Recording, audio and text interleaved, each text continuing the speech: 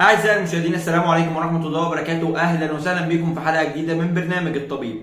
مرض العصر يا عزيزي، السكر أو بالإنجليزي بنسميه الديابيتس ميليتس. وأنا قاعد بكلمك دلوقتي أنا عارف ومتأكد إن أنت تعرف حد عنده السكر.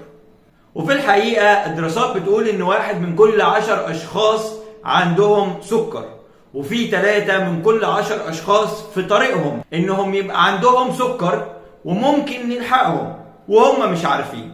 ممكن نلحقهم يا طبيب؟ يعني السكر مرض ممكن يتلحق؟ ها عزيزي، قبل ما اجاوبك على السؤال ده انا هاخدك معايا في رحلة. اولا، ما هو السكر؟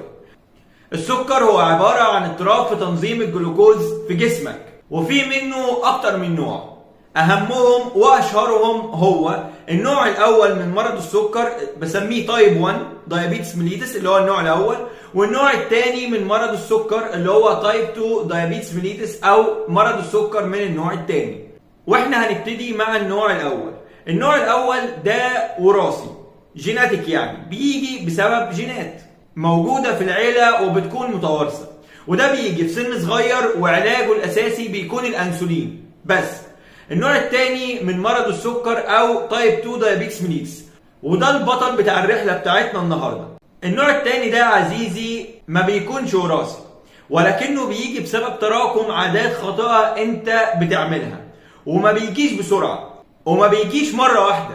ويمكن دي الميزة الوحيدة اللي موجودة في السكر، هو انه ما بيجيش خبط لزق كده. يعني مش هتنام وتصحى تلاقي عندك النوع الثاني من السكر، لا، هو بيجي بالتدريج وبيكون في صورة مراحل، ولكن غالبا في مراحله الاولى بيكون صامت. انت ماشي في الطريق اللي يخليك يجي لك سكر وانت مش عارف ان انت اوريدي داخل في سكر. طيب ايه هي المراحل بتاعته؟ هم 4 مراحل اساسية. اول مرحلة فيهم هي مرحلة ما قبل السكر، واللي بنسميها البري دايابيتس، والمرحلة دي انت ممكن تتلحق فيها وتتعالج وما يجيلكش سكر. طيب ايه اللي بيحصل في المرحلة دي يا طبيب؟ الحقيقة عزيزي في المرحلة دي انت ما عندكش اي مشاكل في الانسولين. انت الحقيقة عندك انسولين في جسمك طبيعي خالص، ما فيهوش اي مشكلة. بل ده ممكن الانسولين في المرحلة دي يكون زايد عن الطبيعي، يعني الانسولين زيادة وانا في مرحلة ما قبل السكر. يا عزيزي، وده اللي احنا بنسميه بمقاومة الانسولين. الانسولين موجود لكن جسمك ما بيستخدمهوش. طب ايه اللي ممكن يخليك يجيلك مقاومة انسولين؟ ايه الاسباب؟ الاسباب كالاتي: الوزن الزايد او السمنة، دي رقم 1، ورقم 2 قلة الحركة. طب ايه علاج المرحلة دي يا طبيب؟ الحقيقة عزيزي ان علاج المرحلة دي الجوهري او الاساسي هو ان انت تبذل مجهود اكتر وتقلل الاكل. ده العلاج الاساسي، واحنا بنستعين بالعلاج الكيميائي او بالادوية عشان تحسن من حساسية الخلايا للانسولين. ولكن يبقى برضو العلاج الجوهري في المرحلة دي هو ان انت تقلل اكل الكربوهيدرات زي الرز والعيش والمكرونة، وتزود بروتين وخضار عشان تسد بيه جوعك، وتمارس رياضة او على الاقل تمشي في اليوم نص ساعة. ده العلاج الاساسي في المرحلة دي.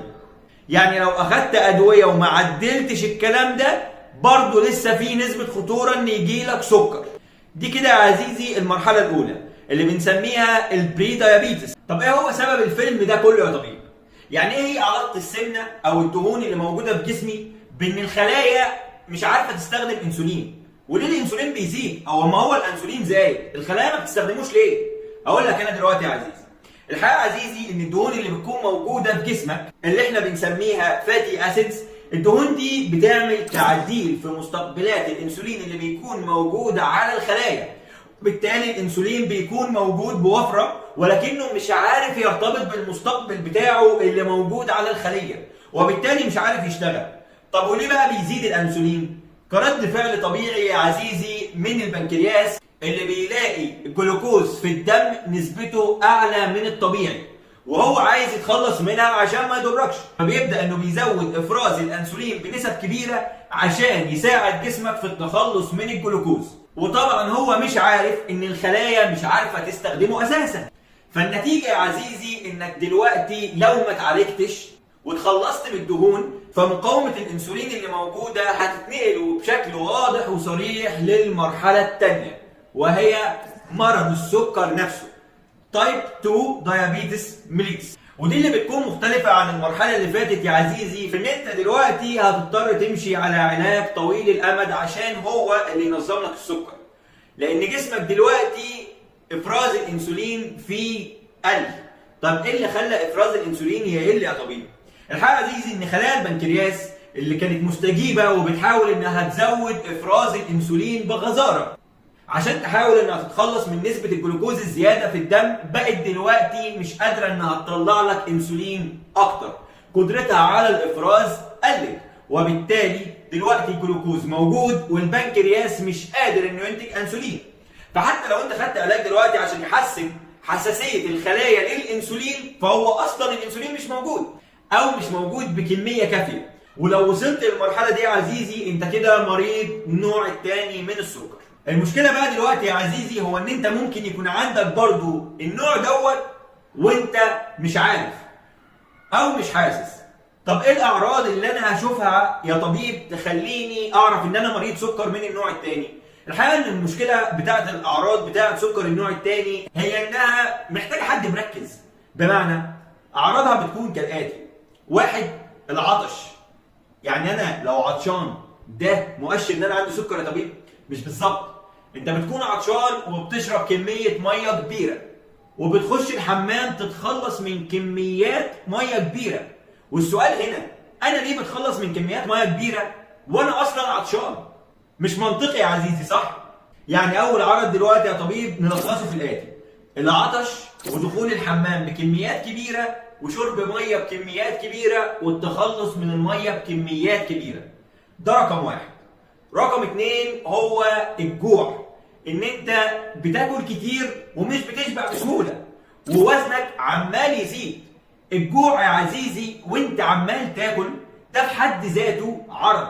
يعني انا باكل ومش بشبع بسهولة او باكل وبجوع بسرعة جدا، ده في حد ذاته يا عزيزي عرض، وبالتالي بيكون في زيادة كبيرة في الوزن. المرحلة دي يا عزيزي مهم جدا جدا اننا نكتشفها وبسرعة كمان. طب ليه يا طبيب؟ لأن ده هيمنعنا من إن إحنا نتطور وندخل في المرحلة الثالثة والرابعة، ودي بتكون مراحل المضاعفات اللي بيبدأ أعضاء مختلفة من جسمك ووظائفها تتضرر وتنهار، زي الكلية وشبكية العين وأعضاء تانية كتير. جسمك الحقيقة بيبدأ ينهار بالتدريج لو ما اكتشفتش السكر في المرحلة دي، وانت ما بتحسش إلا لما الموضوع يتطور معاك جامد، لأن المرحلة دي غالبا جسمك هيبقى عمال يتكسر من جوه وانت حاسس ان انت طبيعي جدا ومش حاسس بأي حاجة ولا أي ألم. فلو اتشخصت يا عزيزي بمرض السكر إياك تطنش العلاج وتقول أنا سليم ومش حاسس بحاجة، لأن كونك كويس دلوقتي دي حاجة كويسة، فسيطر على المرض بدل ما تخش في مضاعفاته ويتطور. وفي النهاية يا عزيزي احنا لازم في مجتمعنا المصري او مجتمعاتنا العربية ندخل بقى سياسة التشيك اب في حياتنا او سياسة الفحوصات الدورية. يعني انت مثلا مش هتخسر حاجة لو انت معدي في الصيدلية سواء كل اسبوع او كل اسبوعين قست ضغط او قست سكر عشوائي.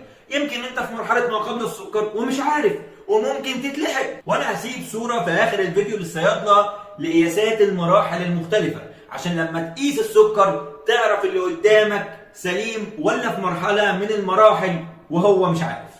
واهم حاجة ما تنساش تعمل لايك وشير واشتراك في القناة. سلام عليكم.